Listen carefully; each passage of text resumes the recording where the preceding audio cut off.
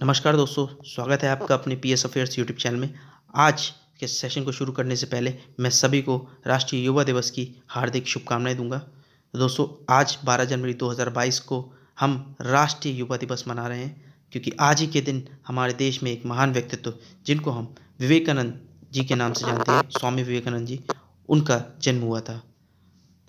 उनकी एक बड़ी फेमस कहावत है, arise awake and do not stop until you achieve your goal. मतलब उठो, जागो और जब तक मत रुकना जब तक आप अपने लक्ष्य की प्राप्ति नहीं कर लेते। तो दोस्तों, ये जो दिवस है, इसको जो पहली बार मनाया गया था वो वर्ष 1985 में मनाया गया था, और इसकी जो घोषणा की गई थी मनाने की, वो 1984 में की गई थी। तो याद रखिएगा आप ये। और ये एक इनकी और कहावत है, जब तक आप खुद पे विश्वास नहीं करते तब तक आप भगवान पे विश्वास नहीं कर सकते।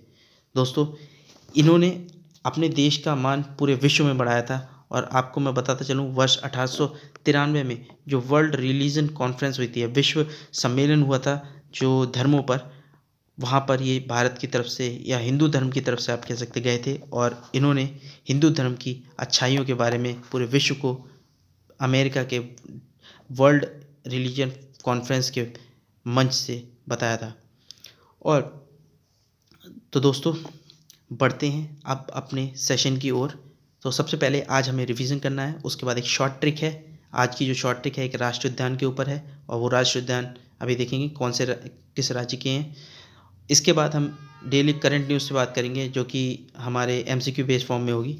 तो सबसे पहले करते हैं रिवीजन। हाल में ही प्रधानमंत्री मोदी जी द्वारा किस दिवस को वीर बाल दिवस मनाने की घोषणा की गई? जैसे कि मैंने आपको पहले ही बताया था, 26 दिसंबर को प्रधानमंत्री ने घोषणा की थी कि हम वीर बाल दिवस मनाया करेंगे। 26 दिसंबर, याद रखिएगा, इसका आंसर है 26 दिसंबर, क्योंकि इसी दिन जो 2 छोटे साहिबजादे थे, उनको उनके दुश्मनों के द्वारा दीवार में जिंदा चुनवा दिया गया था।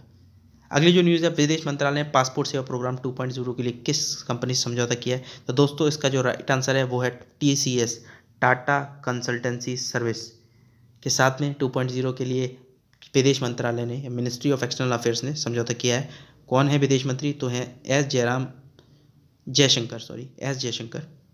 अगली जो न्यूज़ है वो है जिरकॉन हाइपरसोनिक मिसाइल परीक्षण हाल में किस देश द्वारा किया गया? तो दोस्तों, जिरकॉन हाइपरसोनिक मिसाइल परीक्षण किया गया है रूस के द्वारा। अगली जो न्यूज़ है, AIIB के नए वाइस प्रेसिडेंट के रूप में किस पूर्व RBI गवर्नर को नियुक्त किया गया? जो पूर्व RBI गवर्नर का नाम है उर्जित पटेल। और जो लास्ट न्यूज़ है रिवीजन की, वो है हाल में रेल मंत्री द्वारा जीरीवम अगरतला जनशताब्दी एक्सप्रेस रेलगाड़ी को हरी झंडी दिखाकर रवाना किया गया। ये त्रिपुरा एवं किस राज्य के मध्य पहली रेलगाड़ी है? तो दोस्तों, ये त्रिपुरा और मणिपुर, जो इसका राइट आंसर है, मणिपुर के मध्य ये पहली रेलगाड़ी है। देखते हैं अब अपनी ट्रिक। आज की जो ट्रिक है, अरुणाचल प्रदेश के सभी राष्ट्रीय उद्यान कैसे आप आसानी से याद रख सकते हो। और बहुत ज़्यादा जो कन्फ्यूज़न होती है इनके राष्ट्रीय उद्यान, जब 4 ऑप्शन आ जाते हैं तो हमें ये नहीं समझ में आता ये किस राज्य में होगा। तो आप इस ट्रिक के माध्यम से बहुत आसानी से इसे याद रख सकते हो। और आप अगर 2 या 3 बार भी इस ट्रिक को पढ़ लोगे तो आपको ये ट्रिक आपके दिमाग में कंठस्थ हो जाएगी बिल्कुल। तो ट्रिक है, अरुण ने नाम मोल लिया। अरुण से बनेगा अरुणाचल प्रदेश, नाम से बनेगा नामदफा राष्ट्रीय उद्यान, और मोल लिया से बनेगा मॉलिंग राष्ट्रीय उद्यान। बहुत ही सिंपल ट्रिक है। उम्मीद करूंगा आप सबको ये ट्रिक पसंद आई होगी और बहुत ही आसानी से आपको ये याद रहेगी। बढ़ते हैं MCQ बेस्ड करंट न्यूज़ पे। तो सबसे पहली जो खबर है वो है असम से। असम सरकार ने घड़ियाल के संरक्षण के लिए किस राष्ट्रीय उद्यान को अधिक विस्तृत करने के लिए प्रारंभिक सूचना जारी की है? तो दोस्तों, जो इस क्वेश्चन का राइट आंसर है वो है ऑप्शन नंबर A, ओरंग राष्ट्रीय उद्यान। असम की सरकार ने एक, आप कह सकते हैं, यहाँ उसको क्या बोलते हैं, मैं कंफ्यूज हो गया थोड़ा सा, हाँ, अधिसूचना, एक प्रारंभिक अधिसूचना जारी की, जिसके अंतर्गत ये बोला गया है कि जो ओरंग राष्ट्रीय उद्यान है इसको 3 गुना और अधिक विस्तृत करना है, मतलब ताकि जो हम घड़ियालों को आसानी से संरक्षण दे सकें। घड़ियाल की बात आई है तो मैं आपको बताता चलूँ, एक उड़ीसा में एक राष्ट्रीय उद्यान है, वाइल्ड लाइफ सेंचुरी भी है, भीतरकनिका, वहाँ पर भी प्रोजेक्ट घड़ियाल को चलाया गया था। और उसके अलावा आपको भीतरकनिका एक और वजह से भी फेमस है, वो है ओलिव रिडले टर्टल। दोबारा से लौट के आते हैं अपनी आज की न्यूज़ पे। तो ये असम सरकार ने घड़ियालों को संरक्षण के लिए ओरंग राष्ट्रीय उद्यान को उसके मौजूदा आकार से 3 गुना अधिक विस्तृत करने हेतु एक प्रारंभिक अधिसूचना जारी की है। और ये जो आप देख रहे हो आपकी स्क्रीन पे घड़ियाल दिख रहा है, थोड़ी सी इसकी जो आगे का चोंच टाइप बन गई है, थोड़ी चौड़ी होती है, लेकिन फिर भी जो आपका मगरमच्छ होता है उससे ये पतली रहती है, यही दोनों में डिफरेंस है, और थोड़े से छोटे भी होते हैं। मगरमच्छ और ये सब वैसे अगर आप फैमिली देखें तो एक ही फैमिली को बिलोंग करते हैं, और वो फैमिली है सरीसृपों की, या फिर आप कह सकते हो रेप्टाइल्स की। असम के बारे में आपको बताता चलूँ, असम की जो राजधानी है दिसपुर है। असम के जो मुख्यमंत्री हैं एट प्रेजेंट वो है हेमंत बिस्वा शर्मा, और असम के जो गवर्नर हैं वो है जगदीश मुखी। 4 ऑप्शंस थे आपको, आपने देखे होंगे पीछे, ओरंग, काजीरंगा, दिब्रू सैखोवा, रायमोना, ये चारों ही राष्ट्रीय उद्यान असम में हैं। इसके अलावा मानस राष्ट्रीय उद्यान भी असम में है, एक दिहांग पटकाई राष्ट्रीय उद्यान भी असम में है। बढ़ते हैं अगली न्यूज़ की ओर। अगली न्यूज़ है, रक्षा मंत्री राजनाथ सिंह ने किस शहर में Kalpana Chawla centre for research in space science and technology का उद्घाटन किया है? तो दोस्तों इसका जो करेक्ट आंसर है वो ऑप्शन नंबर बी, चंडीगढ़। अभी रिसेंट में रक्षा मंत्री जी ने चंडीगढ़ में Kalpana Chawla centre for research in space and technology का उद्घाटन किया। तो दोस्तों कल्पना चावला पहली भारतीय महिला थी, भारतीय मूल की महिला थी जो कि अंतरिक्ष में गई थी। अगर आपसे पूछा जाए कि विश्व में पहली महिला कौन थी जो अंतरिक्ष में गई थी, तो वो थी आपके वैलेंटीना तेरेस्कोवा। याद रखिएगा, वैलेंटीना तेरेस्कोवा, ठीक है। और कल्पना चावला के बारे में बता दूं, ये भारत में ही जन्मी थी और भारतीय मूल की थी। जब वर्ष 2003 में ये इनका स्पेस शटल कोलंबिया दोबारा धरती के कक्षा में प्रवेश कर रहा था, तो ठीक 16 मिनट पहले एक दुर्घटना हुई जिसमें इनकी मृत्यु हो गई, और इनके साथ में जो क्रू थे वो भी मारे गए। तो दोस्तों उम्मीद करूंगा आप इसे अच्छे से याद रखते हैं। अगली जो न्यूज़ है, गंगा सागर मेला। गंगा सागर मेला जिसे हाल में आयोजित किया जा रहा है, ये किस राज्य में है? तो दोस्तों गंगा सागर मेले का जो आयोजन चल रहा है, गंगा सागर एक जगह है पश्चिम बंगाल में, वहीं पर ही इस मेले का आयोजन चल रहा है। ऑप्शन नंबर बी इस क्वेश्चन का सही आंसर है। तो 10 जनवरी से ये मेला शुरू हुआ है, 16 जनवरी तक चलेगा ये मेला।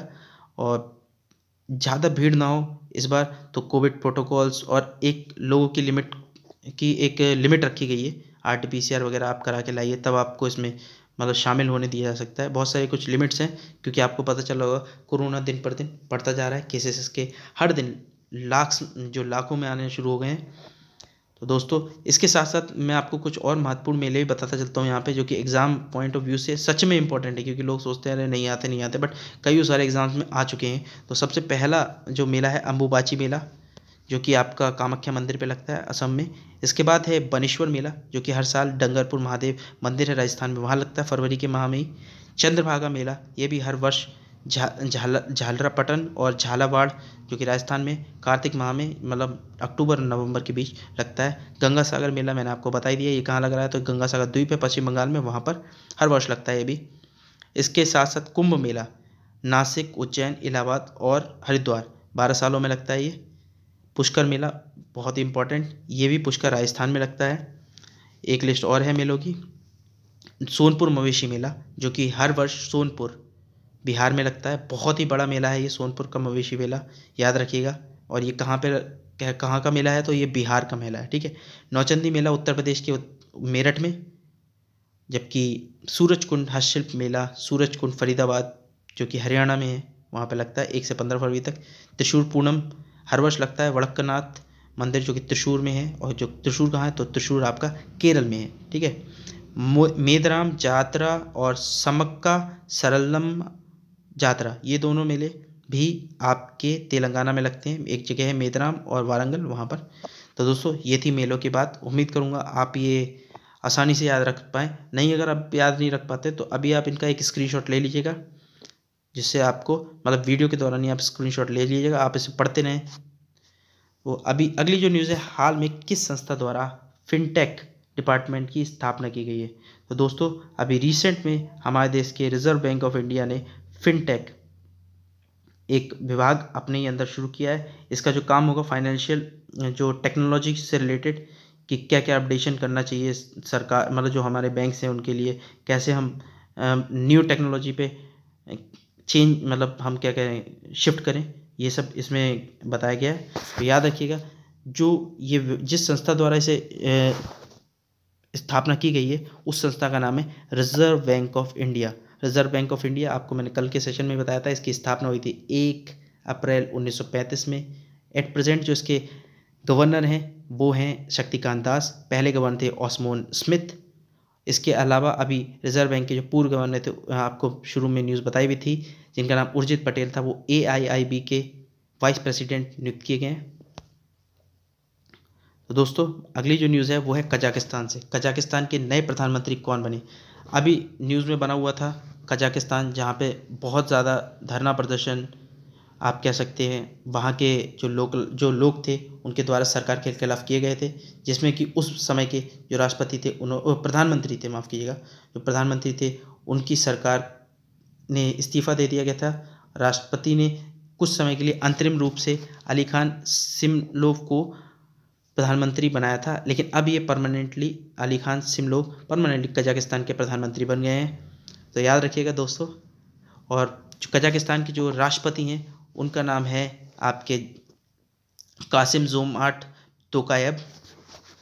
कजाकिस्तान जो कंट्री है, इसमें इससे पहले आप कह सकते हैं जो नूर सुल्तान, आपको ऑप्शन में भी दिख रहा होगा, और कजाकिस्तान की राजधानी भी 2019 से पहले कजाकिस्तान की राजधानी का नाम था अस्थाना, जिसका नाम इनके पूर्व राष्ट्रपति के नाम पे कर रख दिया गया था, जो थे कौन थे, जो थे नूर सुल्तान। तो यहाँ पर अभी रिसेंट में बहुत ज़्यादा धरना प्रदर्शन और दंगे, एक तरह के आगजनी, सब कुछ हुआ था। मैं अभी अगली स्लाइड में बताऊंगा ऐसा हुआ क्यों था। अभी बस आप याद रखिएगा कजाकिस्तान के जो नए PM बने हैं वो कौन बने हैं? अली खान स्मिलोव। और जो यहाँ के राष्ट्रपति हैं वो हैं आपके कासिम जोमार्ट टोकायब। याद रखिएगा ये चीज़। कजाकिस्तान को आप एक बार मैप पे देख लीजिए, ये अपना प्यारा सा भारत है, और हम भारत से थोड़ा ऊपर जाएंगे यहाँ पर, देखिए ये आपको मिलेगा कजाकिस्तान। और मैंने एक ट्रिक भी बताई थी शायद कल की वीडियो में, कजाकिस्तान और एक उज्बेकिस्तान काजू अरल में गिरा, तो ये अरल सागर बीच में आपको दिख रहा होगा, ये घेरे हुए है कजाकिस्तान और उज्बेकिस्तान दोनों इस अरल सागर को। आपको ट्रिक भी बताई थी, काजू अरल में गिरा, तो काजू से कजाकिस्तान, ऊ से बनना था उज्बेकिस्तान। तो दोस्तों अभी इस देश में बहुत दिनों से एक अनरेस्ट बना हुआ था, और अब रिसेंट में ऐसा लग रहा है कि धीरे धीरे शांति बहाल हो रही है। इस खबर को पढ़ने के बाद मैं आपको पूरा केस बताऊंगा कि हुआ क्या था। कलेक्टिव सिक्योरिटी ट्रीटी ऑर्गेनाइजेशन जो हाल में खबरों में बना हुआ है, ये क्या है? तो दोस्तों आपको मैं बताता चलूँ, ये है एक सुरक्षा संधि। अब इसके सबके बारे में जानने से पहले ये हम जान लेते कि हुआ क्यों था कजाकिस्तान में, और ये जो सुरक्षा संधि है इसका कजाकिस्तान ने क्यों इसको लागू करने के लिए बोला था, और ये जो संधि है इसमें कुल कितने सदस्य हैं, ये सब हम जानेंगे। तो दोस्तों आज से 3 वर्ष पहले एक निर्णय लिया गया था, जिसमें कहा गया था कि 1 जनवरी 2022 से जो ईंधनों की कीमत होगी पूरी तरह से बाजार पे आधारित रहेगी। जिससे क्या हुआ, कजाकिस्तान में जो ईंधन के दाम, जहाँ पे कोई चीज़ 60 टनेज प्रति लीटर थी, वो दुगनी होकर 120 टनेज प्रति लीटर हो गई। मतलब आप यहाँ पे अपनी सिंप्लिसिटी के मान लीजिए, कोई चीज़ आपको 60 रुपये की मिल रही है, वो 120 रुपये की मिल रही है। और महंगा क्या हुआ था, तो यहाँ पे ईंधन महंगा हुआ था। ईंधन में भी जो आपका लिक्विफाइड नेचुरल गैस है, LPG लिक्विड पेट्रोलियम गैस है, जो वो महंगी हुई थी। रिसेंट में क्या करा था, लोगों की जो डिपेंडेंसी थी, वो उन्होंने अपने जो व्हीकल्स तक थे वो उन्होंने LPG के हिसाब से अपने इंजन सेट करा लिए थे कि इससे हमें LPG चलाना है, हमारे कंट्री में बहुत है। लेकिन अभी रिसेंट में क्या हुआ कि इन्होंने जो 1 जनवरी 2022 से नए नियम लागू कर दिए, जिसमें कि जो उसकी जो इन ईंधन की कीमत थी वो दुगनी हो गई। और आप जानते हैं अगर ईंधन की कीमत दुगनी हो रही है तो हर चीज़ पे जो प्राइस है वो ऑब्वियस सी बात है बढ़ जाएगा, क्योंकि लाने ले जाने के लिए भी आपको व्हीकल्स की ज़रूरत ही पड़ेगी, जिससे कि आपका प्राइस ऑब्वियस सी बात है बढ़ ही जाएगा। तो इसके विरोध में ये जो रेट्स थे इनको वापस लेने के लिए विरोध में कजाकिस्तान की जो आम जनता थी वो सामने खड़ी हो गई। और अब सुना जा रहा है कि शायद शांति हो गई है, लेकिन मैं आपको बता दूं जो CSTO है, कलेक्टिव सिक्योरिटी ट्रीटी ऑर्गेनाइजेशन, इसके द्वारा ही कजाकिस्तान ने अपने मित्र देश जो कि रशिया, आपके उज्बेकिस्तान, ये कुछ कंट्रीज़ थे, उनसे मदद मांगी थी। उज्बेकिस्तान अब एट प्रेजेंट में इसका मेंबर नहीं है, कभी हुआ करता था मेंबर, बट नॉट नाउ। तो दोस्तों याद रखिएगा आप ये। अब बढ़ते हैं अगली न्यूज़ की ओर। तो अगली न्यूज़ है, हाँ अगली न्यूज़ से पहले ये आप एक बार देख लीजिए। सामूहिक सुरक्षा संधि संगठन है, एक संघ संगठन है ये, जिसमें Kazakhstan, Kyrgyzstan, Armenia, Belarus, Tajikistan और रूस, कुल इनको मिलाकर 6 सदस्य। कभी उज्बेकिस्तान हुआ करता था जैसे कि मैंने आपको बताया, लेकिन 2012 में इसने ये संगठन छोड़ दिया था। और जो इसके अभी प्रेजेंट में प्रधानमंत्री हैं, जो मैंने आपको बताया, कासिम जोमार्थ तोकायब।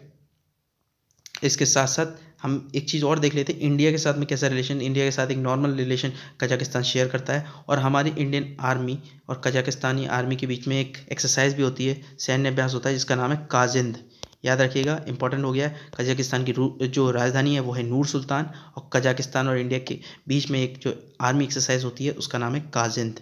कजाकिस्तान के जो नए प्रधानमंत्री बने हैं वो बने हैं अली खान स्माइलोव। ठीक है, तो बढ़ते हैं अगली न्यूज़ की ओर। हाल में ही कोविड के नए स्ट्रेन की खोज की गई है, इसका क्या नाम रखा गया है? तो दोस्तों, साइप्रस के वैज्ञानिक को अभी रिसेंट में एक नए तरीके का कोविड जो स्ट्रेन मिला है, जिसमें कि आपको पहले मैं ऑप्शन बताता हूँ। उसका जो राइट आंसर है वो है डेल्ट्रॉन। अभी साइप्रस विद्यालय में एक जैविक विज्ञान के प्रोफेसर थे, लियोनोडियोस कोस्त्रिकिस। इन्होंने क्या किया है, ओमनिक्रॉन और जो डेल्टा वेरिएंट था उसके संयोजन से एक नया स्ट्रेन खोज निकाला है। अभी इतना ज़्यादा ये फैला नहीं है, शायद मेरे ख्याल से 25 लोगों को था जब ये न्यूज़ मैंने देखी थी। तो एक नए तरीके का ये स्ट्रेन है, जिसको क्या नाम दिया गया है? जिसको नाम दिया गया है आपका डेल्ट्रॉन। तो दोस्तों, बढ़ते हैं अगली न्यूज़ की ओर। अगली न्यूज़ है, केवड़िया रेलवे स्टेशन का नाम बदलकर क्या रखा गया? तो दोस्तों, केवड़िया रेलवे स्टेशन का नाम बदल के एकता नगर रेलवे स्टेशन करा गया है। कारण क्या है? ये railway station statue of unity, जैसे जहाँ पर वल्लभ भाई पटेल की एक बहुत बड़ी मूर्ति है, आपको पता होगा 182 मीटर मेरे ख्याल से जिसकी लंबाई है, वो स्थित है। उसके निकटतम रेलवे स्टेशन का नाम केवड़िया रेलवे स्टेशन से बदल कर अब क्या कर दिया गया? अब कर दिया Ekta Nagar railway station. Railway board के चेयरमैन कौन है? तो वे हैं एट प्रेजेंट में वी.के. त्रिपाठी। पीछे एक ऑप्शन और है, अटल नगर। जो नया रायपुर था उसका नाम बदल के भी हमने अटल बिहारी वाजपेयी के नाम पर रख दिया था, अटल नगर। और जो इस क्वेश्चन का आंसर है वो है एकता नगर। केवड़िया रेलवे स्टेशन का नाम बदलकर एकता नगर हो गया है। अगली जो न्यूज़ है, राष्ट्रीय बाघ संरक्षण प्राधिकरण की 19वीं बैठक की अध्यक्षता किसके द्वारा की गई? तो दोस्तों, हमारे जो भूपेंद्र सिंह हैं, केंद्रीय पर्यावरण वन एवं जलवायु परिवर्तन मंत्री, उनके द्वारा इसकी अध्यक्षता की गई है। ये 19वीं बैठक थी। वर्तमान में भारत में 51 टाइगर रिजर्व है और 35 से अधिक नदियाँ उन क्षेत्रों से निकलती हैं जो जल सुरक्षा के लिए बहुत ही महत्वपूर्ण है। तो दोस्तों, याद रखिएगा, हमारे जो केंद्रीय पर्यावरण वन और जलवायु परिवर्तन मंत्री हैं उनका नाम है भूपेंद्र सिंह यादव। अगली जो न्यूज़ है, रतन टाटा द ऑथोराइज्ड बायोग्राफी, इसे किसके द्वारा लिखा गया है? इस क्वेश्चन का आंसर देने से पहले 4 ऑप्शंस हैं। आपने मेरे ख्याल से मोस्टली ऑप्शंस आप कर सकते हो। नमिता गोखले, साहित्य अकेडमी अवार्ड मिला था लिविंग थिंग्स बिहाइंड के लिए। दामोदर मौजो, इनको ज्ञानपीठ पुरस्कार मिला है 57वां, जहाँ तक मैं अगर गलत नहीं हूँ तो। नीलमणि फूकन को 56वां ज्ञानपीठ पुरस्कार मिला है। और जबकि इस क्वेश्चन का जो राइट आंसर है वो है doctor Thomas Matthew. Doctor Thomas Matthew ने रतन टाटा के ऊपर एक बुक लिखी है जिसका नाम है the Ratan Tata the authorised biography. जो ये थॉमस मैथ्यू हैं, ये पूर्व एक वरिष्ठ नौकरशाह और आईएएस रह चुके हैं। इस पुस्तक में उन्होंने 84 वर्षीय रतन टाटा के बचपन, कॉलेज के शुरू के वर्षों के बारे में और जो भी शुरुआती प्रभावों के बारे में बात कुछ रखी है अपनी। इसके अलावा मैं आपको बताता चलूँ, Gandhi's assassin the making of Nathuram Godse किसने लिखी थी? उम्मीद करता हूँ आपको याद होगा, भूल ही नहीं होगे। तो जो ये बुक थी ये लिखी थी धीरेन्द्र झा ने। एक बुक मैंने आपको और बताई थी, ममता बियॉन्ड 2021, ये लिखी थी जयंत घोषाल ने। एक बुक मैं आपको और बताता हूँ जिसका मैं आप शायद किसी वीडियो में बता चुका हूँ, बैचलर डैड, जो कि लिखी है तुषार कपूर द्वारा। अगली जो न्यूज़ है, देश में 73 में ग्रैंड मास्टर कौन बने? तो दोस्तों, भरत सुब्रमण्यम, विश्वनाथ आनंद, मित्रभा गुहा या डी गुकेश? इस क्वेश्चन का जो राइट आंसर है वो है भरत सुब्रमण्यम। भरत सुब्रमण्यम देश के 73 में ग्रैंड मास्टर बन गए हैं। जबकि 72 में जो ग्रैंड मास्टर थे वो कौन थे? वो थे आपके मित्रभा गुहा। और सबसे कम उम्र का भारतीय ग्रैंड मास्टर कौन बने थे? तो ये डी गुकेश बने थे। और विश्वनाथ आनंद कौन है? तो ये भारत के पहले ग्रैंड मास्टर हैं। ठीक है, याद रखिएगा। और ये हैं, आपको फोटो में दिख रहे होंगे, भारत सुब्रमण्यम, देश के 73 में ग्रैंड मास्टर। अखिल भारतीय शतरंज संघ ने इसकी पुष्टि भी कर दी है। और ये कहाँ के हैं? तो ये चेन्नई के हैं। बढ़ते हैं अगली न्यूज़ की ओर, लेकिन आज का सेशन इतना ही है। तो दोस्तों उम्मीद करूँगा आपको ये सेशन पसंद आया होगा। अगर पसंद आया हो तो प्लीज़ लाइक करें, अपने दोस्तों में ज़्यादा से ज़्यादा शेयर करें। और अगर आपको कुछ चाहिए, मतलब आपको लग रहा है कि कुछ कम है, कुछ कमी आपको लग रही हो, तो आप कमेंट कर सकते हैं, ठीक है। आप बता सकते हैं, हमको रिस्पॉन्स दे सकते हैं कि हमें क्या चेंजेस करने चाहिए। और अगर आपने अभी तक चैनल को सब्सक्राइब नहीं किया है तो प्लीज़ चैनल को सब्सक्राइब ज़रूर कर लें, और साथ साथ जो बेल आइकन है वो ज़रूर दबा दें, ताकि आपको जल्दी से जल्दी हमारे चैनल से जितनी भी अपडेट्स डाली जा रही हैं वो आपको जल्दी से जल्दी प्रोवाइड किया जा सके।